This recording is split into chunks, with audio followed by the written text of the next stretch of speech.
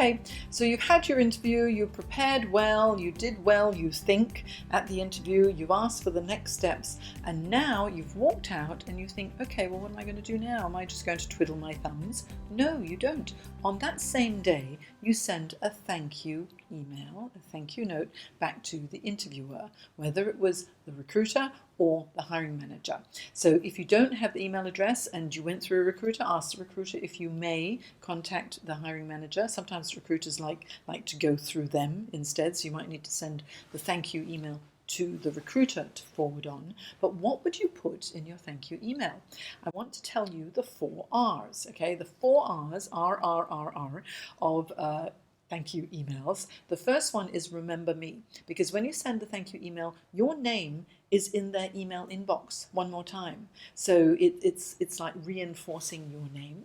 The second one is R. So in your first paragraph, I want you to, besides saying thank you so much, it was a pleasure to meet you and to find out more about the role, I want you to say, to reinforce what it is that you did that was so amazing, where you saw a lot of nodding and smiling. Okay, nodding and smiling is good. So if they were nodding and smiling and you want to reinforce that particular accomplishment, then please mention it again.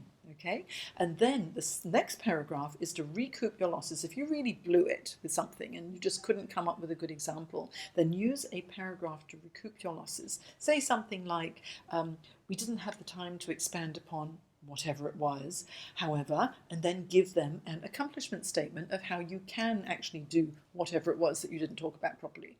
Does that make sense? And then finally, the final R is a reminder of the next steps. As discussed, I look forward to hearing from you by the 25th of June or whenever it is, okay?